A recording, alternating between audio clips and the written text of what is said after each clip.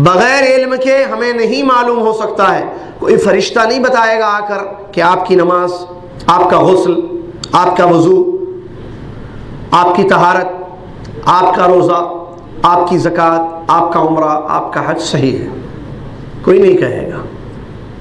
نہ خواب آئیں گے، نہ اشارے ملیں گے، بلکہ ایک ہی کام ہے، ایک ہی راستہ ہے صحیح چیز کو معلوم کرنے کا، اور وہ ہے علم، طلب علم.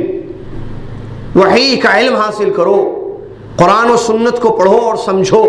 علم حاصل کرو تو پتہ چلے گا کہ ہم جو کر رہے ہیں وہ صحیح ہے یا نہیں ہے. اب اس کے لیے، علم حاصل کرنے کے لیے قربانی دینی پڑے گی. عزیزیہ سے، شرفیہ سے، بوادی سے، جہاں جہاں جدہ میں آپ رہتے ہیں، یا بعض، اللہ جزائے خیر، دیکھیے مجھے وہ چہرے نظر آ رہے ہیں جن کے بارے میں جانتا ہوں کہ یہ مکہ کے رہنے والے ہیں، بیٹھے ہوئے ہیں یہاں پر، وہ بھی آئے ہیں وہاں سے، مکہ سے. تو علم مکہ نہیں آئے گا آپ کے پاس، آپ کے گھر عزیزیہ نہیں جائے گا، یا آپ کے گھر شرفیہ یا بوادی نہیں جائے گا، بلکہ آپ کو آنا پڑے گا طلب علم کے لیے. اور اس میں آپ ہی کا فائدہ ہے مکمل، اس میں آپ کا فائدہ ہے. کیسے؟ یہ نہیں چل رہا ہے، ذرا چیک کر لیں، یا آن لائن کو چیک کر لیں ساتھی. شہزاد جزاک اللہ خیر.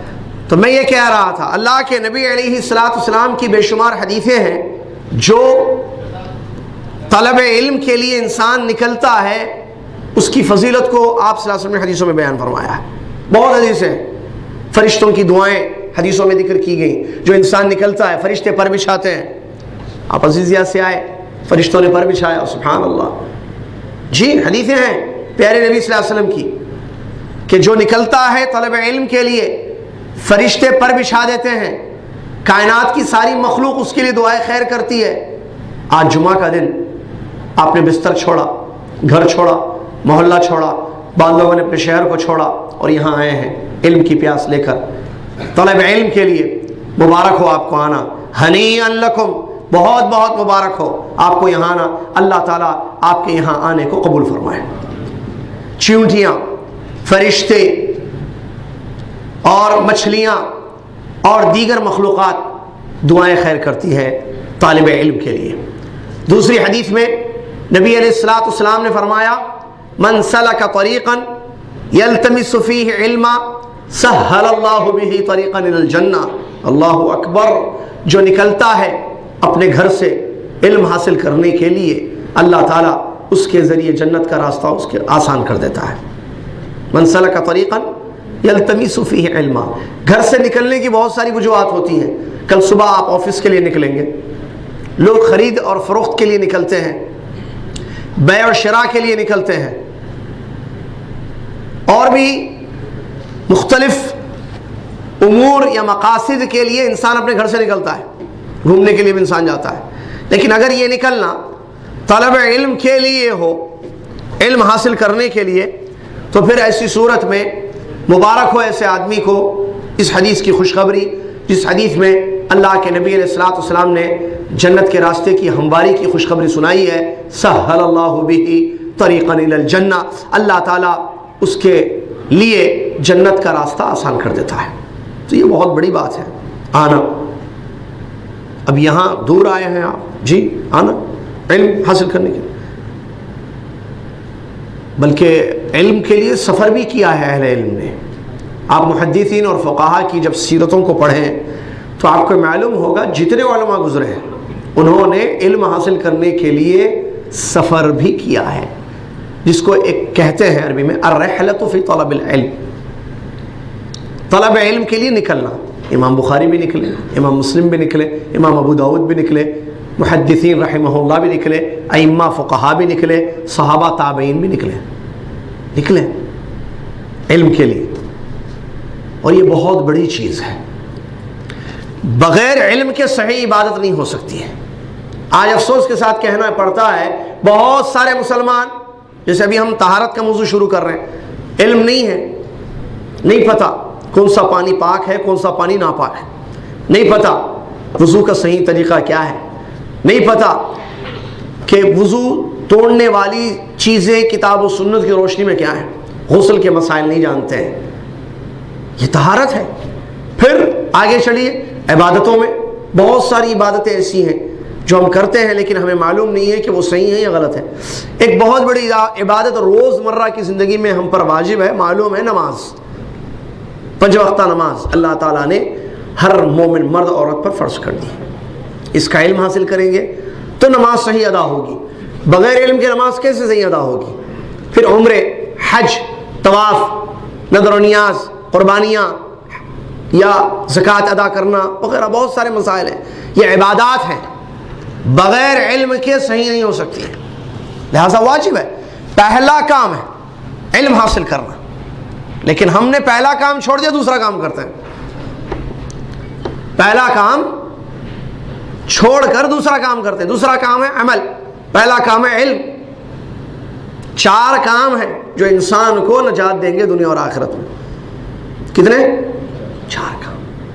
پہلا کام علم حاصل کرنا کتاب و سنت کی روشنی میں، دوسرا کام اس علم پر جو حاصل ہوا ہے عمل، تیسرا کام اس علم کو جس پر آپ عمل کر رہے ہیں دوسروں تک پہنچائیے، چوتھا کام جب پہنچائیں گے تو ایک چیز ہوگی اور وہ ہے مشکلیں، پریشانیاں، کبھی مائک کام نہیں کرے گا، کبھی آمد و رفت کی پریشانیاں ہوں گی، کبھی سننا پڑے گا، کبھی صبر کرنا پڑے گا، کبھی کچھ کہا جائے گا، بولا جائے گا، ظلم کیا جائے گا، ستایا جائے گا، روکا جائے گا پہنچانے سے، بہت ہوتا ہے۔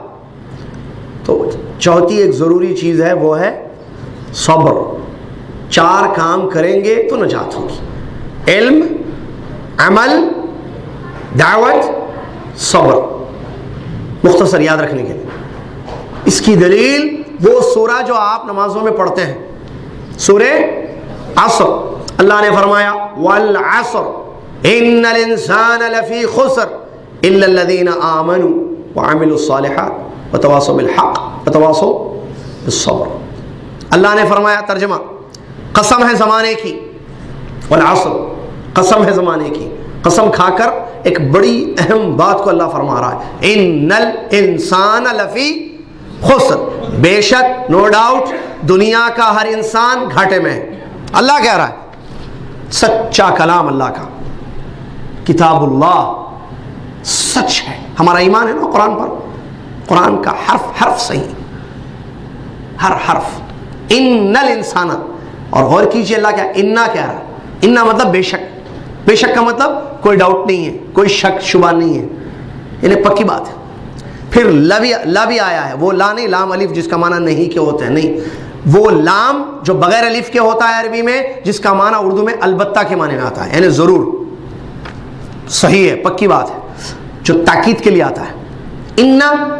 ان الانسان لفی، لافی نہیں، لا یعنی نہیں، لفی یعنی ضرور، البتہ، پکی بات ہے۔ ان الانسان، بے شک انسان، اچھا انسان کہا اللہ نے، کون ہے انسان؟ جو انسان ہے وہ سب اس میں ہے، جو انسان نہیں ہے وہ اس میں نہیں ہے۔ انسان کون کون ہے؟ ہم انسان ہیں، انڈیا میں رہنے والے، پاکستان میں رہنے والے، بنگلہ دیش میں رہنے والے، افریقہ میں رہنے والے، یوگوسلاویا میں رہنے والے، اگنڈا میں رہنے والے، سب انسان ہیں بھائی، سب۔ تو انسان میں سارے آ گئے، ان الانسان، بے شک انسان، ہر انسان، ترجمہ جو کرتے ہیں، لفی البتہ یعنی پکا، انا پھر لا، دو چیزیں تاکید کر رہی ہیں، لفی خسر، خسارہ، نقصان میں ہے، اللہ کہہ رہا ہے سب نقصان میں ہے۔ اللہ اکبر، خسارہ، نقصان انسان کی طبیعت پسند نہیں کرتی ہے، 1 پیسے کا نقصان بندہ پسند نہیں کرتا ہے۔ ارے 1 ریال کم کر دیجیے، کمانے بیٹھے محنت کرنے پڑے، 1 ریال تو فائدہ ہے، کیسے خسارہ لے، میں نقصان کر کے بیچوں آپ کو، دکاندار کہتا ہے آپ چاہتے ہیں میرا خسارہ، ارے نہیں نہیں نہیں آپ لیجئے، تھوڑا کم فائدہ لیجئے۔ خسارہ کوئی پسند نہیں کرتا ہے، معمولی سی چوٹ آ جائے، آنکھ میں ہلکی سی تکلیف ہو، نقصان پسند نہیں کرتا انسان، یہ انسانی فطرت ہے، انسانی طبیعت ہے۔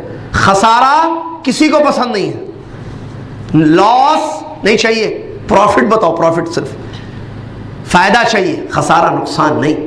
اللہ کہہ رہا ہے ان الانسان لفی خسر، سارے انسان خسارے میں. اللہ اکبر. تو پھر بچنے کا کوئی راستہ ہے خسارے سے؟ نہیں چاہیے اللہ ہم کو خسارہ.